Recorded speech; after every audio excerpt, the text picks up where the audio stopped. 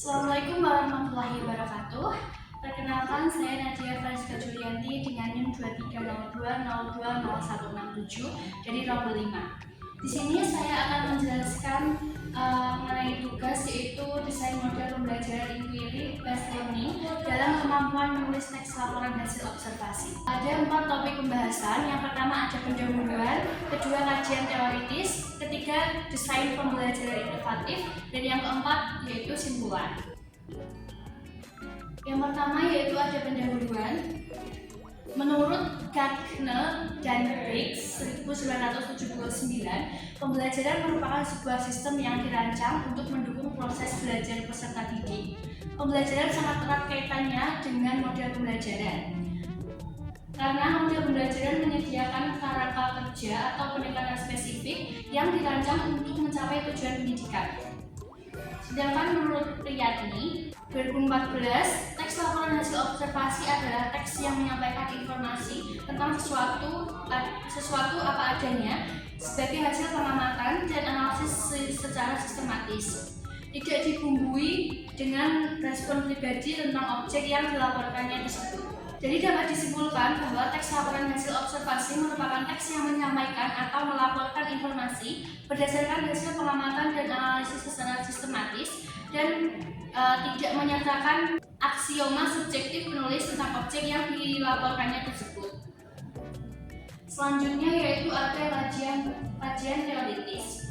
Di sini ada 2 elemen keterampilan berbahasa yang dipilih dan juga model pembelajaran berbasis IPA.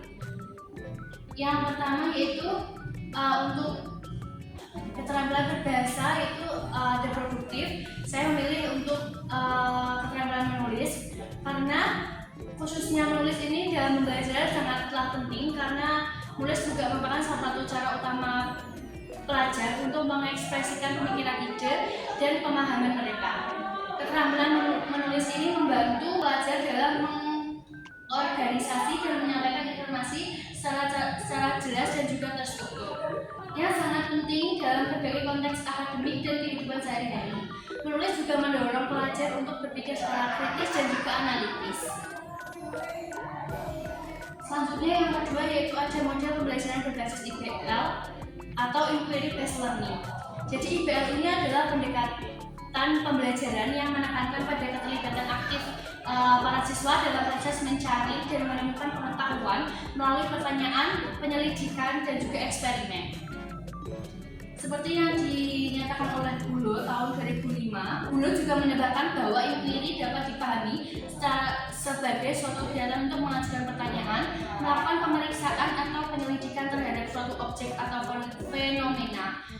Pendekatan ini menempatkan siswa sebagai pusat pembelajaran yang aktif, di mana mereka terlibat langsung dalam pencarian informasi dan pemecahan sebuah masalah. Jadi juga bukan hanya menerima informasi dari guru. Selanjutnya ada desain pembelajaran inovatif. Di sini terdapat 6 pembahasan, yaitu yang pertama ada tujuan dari pembelajaran berbasis IBL dalam menulis teks laporan hasil observasi. Yang kedua ada pengertian model pembelajaran berbasis IBL. Ketiga ada penilaian hasil belajar model pembelajaran berbasis IBL dalam menulis teks laporan hasil observasi. Keempat ada materi pembelajaran IBL.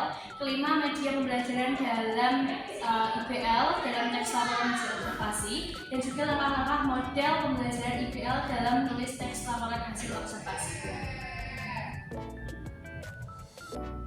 Yang pertama ada tujuan dari pembelajaran berbasis IBL. Tujuan pembelajaran berbasis IBL ini dalam menulis teks laporan hasil observasi adalah untuk mengembangkan kemampuan siswa dalam berpikir kritis, mandiri, dan analitis melalui proses penyelidikan yang mendalam. IBL ini juga memberikan kesempatan kepada siswa untuk terlibat secara aktif dalam pencarian informasi, mengamati fenomena, serta mengumpulkan dan menganalisis sebuah data. Dalam konteks menulis teks laporan hasil observasi, tidak hanya belajar untuk mendeskripsikan apa yang mereka amati, tetapi juga bagaimana menyusun informasi tersebut dalam bentuk laporan yang sistematis dan juga jelas. Selanjutnya ada pengertian model pembelajaran berbasis IBL atau Inquiry Based Learning. Model pembelajaran berbasis Inquiry Based Learning atau IBL adalah pendekatan pembelajaran yang berfokus pada proses penyelidikan dan eksplorasi oleh siswa. Kaufman dalam Abidin 2018 menjelaskan bahwa model pembelajaran Inquiry Learning merupakan model pembelajaran yang secara langsung memungkinkan peserta didik untuk berpikir, bertanya, melakukan aktivitas pembelajaran, serta bereksperimen. Selanjutnya ada penilaian hasil belajar IBL dalam menulis teks laporan hasil observasi. Penilaian hasil belajar dalam model pembelajaran berbasis IBL ini pada penulisan teks laporan hasil observasi memiliki pendekatan yang menyeluruh, di mana evaluasi tidak hanya difokuskan pada hasil akhir, tetapi juga pada proses pembelajaran yang dialami oleh para siswa. Salah satu aspek yang dinilai adalah kemampuan siswa dalam merencanakan dan melaksanakan proses penyelidikan ataupun observasi. Dalam hal ini, siswa dinilai berdasarkan kemampuan mereka untuk mengajukan pertanyaan yang relevan dan bermakna, serta merancang langkah-langkah penyelidikan yang tepat untuk memperoleh data yang akurat. Setelah mengumpulkan data, penilaian beralih pada bagaimana siswa mengkoordinasi dan juga menyajikan informasi yang mereka peroleh. Selain aspek penulisan, kemampuan siswa dalam menganalisis dan juga merefleksikan hasil observasi juga menjadi bagian yang penting dalam penilaian. Siswa dinilai berdasarkan sejauh mana mereka dapat menghubungkan data yang mereka temukan dengan teori ataupun konsep yang relevan. Yang terakhir, dalam pembelajaran IBL ini, aspek kolaborasi dan komunikasi juga dinilai, terutama dalam konteks kerja kelompok. Kemampuan siswa untuk bekerja sama dalam tim, saling berbagi informasi menjadi elemen penting dalam penilaian. Yang selanjutnya yaitu ada materi pembelajaran dalam model pembelajaran berbasis IBL atau Inquiry Based Learning. Di sini ada 7. Yang pertama, memberikan topik. Dalam IBL, materi pembelajaran dimulai dengan memberikan topik atau masalah yang menekang bagi para siswa. Yang kedua ada pengembangan pertanyaan penelitian. Salah satu materi utama dalam IBL adalah bagaimana cara mengembangkan pertanyaan penelitian yang baik. Jadi siswa diajarkan untuk mengembangkan pikiran mereka dalam menanyakan sebuah pertanyaan yang kritis dan juga analitis. Yang ketiga ada metode penyelidikan. Materi lain dalam IBL yaitu merancang dan menggunakan metode penyelidikan yang tepat. Ini mencakup cara mengumpulkan data melalui observasi, eksperimen dan juga wawancara. Yang keempat yaitu ada pengolahan dan penyajian data. Jadi dalam konteks ini, penulisan laporan hasil observasi, siswa diajarkan untuk menyusun informasi dengan cara sistematis dan juga logis. Jadi mereka diajari untuk cara pengolahan data dan juga penyajian data. Yang kelima yaitu ada analisis dan interpretasi data. Setelah mengumpulkan dan juga menyusun data, siswa diajarkan untuk menganalisis dan menginterpretasi hasil penyelidikan mereka. Yang selanjutnya yaitu ada penulisan laporan hasil penyelidikan. Siswa diajarkan untuk menulis laporan hasil penelitian. Ini mencakup penyusunan laporan dengan format yang jelas seperti pendahuluan, metodologi, hasil, diskusi, dan kesimpulan. Yang terakhir ada refleksi dan evaluasi proses pembelajaran. Jadi di mana siswa diminta untuk merefleksi dan juga evaluasi dari proses pembelajaran mereka, mengidentifikasi apa yang telah mereka pelajari, dan mengevaluasi apakah tujuan penyelidikan itu tercapai atau tidak.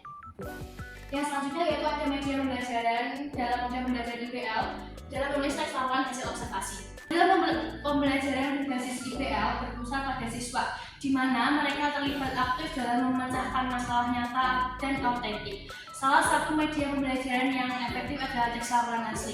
Siswa dapat menggunakan teks laporan asli sebagai bahan utama pembelajaran, seperti laporan penelitian, laporan hasil observasi, atau laporan tentang suatu peristiwa. Selanjutnya ada langkah-langkah model pembelajaran IBL dalam menulis teks laporan hasil observasi. Tahap pertama yaitu adalah orientasi, di mana guru memperkenalkan konsep teks observasi dan tujuannya. Tahap yang kedua yaitu merencanakan investigasi, di mana siswa merancang langkah-langkah pengamatan. Setelah data terkumpul, siswa memasuki tahap menganalisis dan menafsirkan data. Tahap terakhir adalah menyampaikan dan merefleksikan hasil. Baik, sekian penjelasan dari saya. Mohon maaf apabila ada kesalahan. Terima kasih. Wassalamualaikum warahmatullahi wabarakatuh. Bye.